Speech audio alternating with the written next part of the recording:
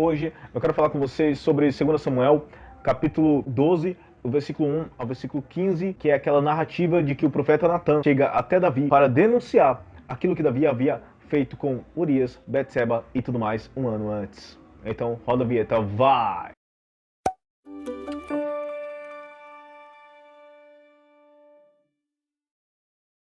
Para você que não conhece, a Bíblia vai dizer que Davi estava em seu palácio, o exército havia ido para a batalha, Davi estava sozinho assim, né, entre aspas, ele tinha os seus súditos ali, mas ele estava em seu palácio, e naquele palácio, naquele dia, Davi olhando pela janela, ele viu Betseba se banhando, e aí ele desejou aquela mulher para ele, pediu para buscar a mulher, e Davi deitou com aquela mulher, teve relações com ela. O esposo daquela mulher, que é Urias, voltou da batalha. Urias era um soldado de Davi, um soldado de elite de Davi, e por causa disso tudo, Davi tentou fazer com que Urias deitasse com sua mulher para tentar dar aquela enganada, né, mas não aconteceu. Urias teve que voltar para o fronte de batalha, e Davi fez toda uma trama para que Urias fosse morto na batalha, e foi o que aconteceu. Urias, esposo de Betseba, foi morto na batalha, e Davi agora estava cegado, porque o esposo da mulher que ele havia adulterado havia morrido. Os meses se passam, a mulher fica grávida por causa dessas relações que ela teve com Davi, e os meses vão se passando, próximo de um ano, Deus vai fazer com que o profeta Natan chegue até Davi. É sobre essa narrativa que eu quero falar com vocês hoje. Quando o profeta Natan chega até Davi, isso está em 2 Samuel, capítulo 12, do versículo 1 ao 15. E eu vou parafrasear aqui, espero que você leia esses textos aí na sua casa. Vou parafrasear aqui.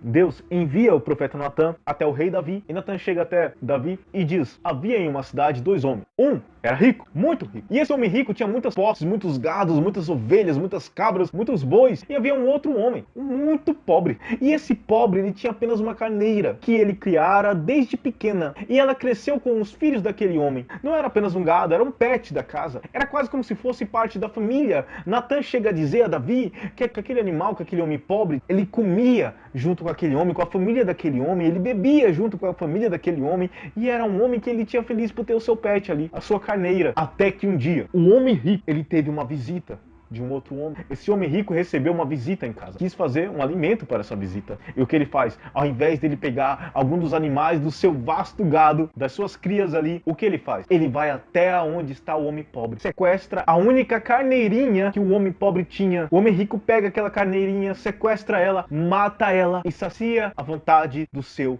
convidado. Davi, ao ouvir essa história, o rei Davi fica indignado, enfurecido, e Davi pede punição a este homem. Quando Davi faz isso, pedindo punição àquele homem, o profeta Natan diz para Davi: este homem és tu, ó rei Davi. E aí Davi lembra seu pecado, porque Davi, sendo rei, ele podia ter todas as mulheres do reino, menos uma casada. Davi se arrepende e diz: pequei contra o Senhor. E daí em diante tem todo um desfecho. Mas para a nossa reflexão, é importante aqui eu enfatizar o que Natan disse a Davi. E eu vou até ler para você. 2 Samuel, capítulo 12, e o versículo 4, que isso é importantíssimo para a nossa narrativa aqui, tá ok? Então, vamos ler. E vindo um viajante ao homem rico, deixou este de tomar das suas ovelhas e as das suas vacas para guisar, ou seja, para fazer um cozido, um assado, para o viajante que viera a ele, e tomou o cordeiro do homem pobre e o preparou para o homem que viera a ele. Quem é este viajante que está na Bíblia aí? Sabe, você pode pensar que esse viajante é o inimigo.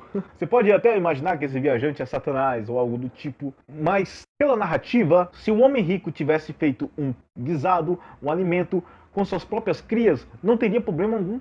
Então, que viajante é este? Este viajante é o desejo. Porque o desejo em si, a vontade em si não é pecado, mas pecado é como você vai saciar esse desejo, como você vai saciar esta vontade.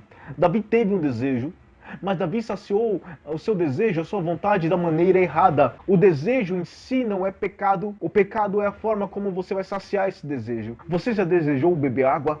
Não é pecado. Não é pecado o esposo desejar a sua própria esposa e a esposa desejar o seu próprio esposo, mas é pecado alguém desejar a esposa de outro ou o esposo de outra. Perceba aí que este viajante chamado desejo, e me dê a liberdade aqui de colocar um nome para ele, este viajante chamado desejo, muitas das vezes nos vem, principalmente aquelas vezes que nós olhamos da nossa janela da alma.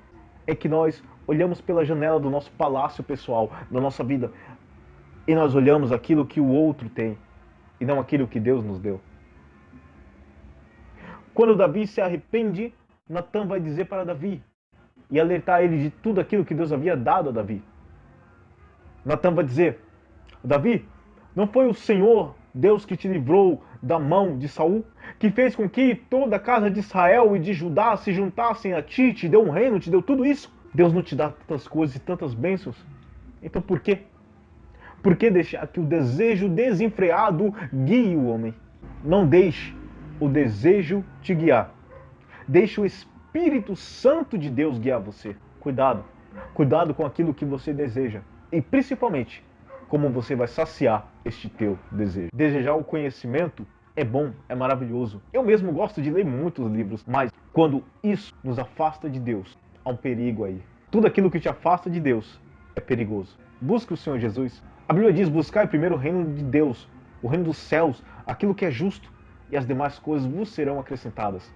Que Deus acrescente em nós aquilo que nós necessitamos, porque às vezes nós corremos atrás de coisas que, de fato, não vai nos dar lucro. Davi correu atrás daquilo que ele não deveria, por isso ele pagou um alto preço. E que alto preço foi esse, Felipe?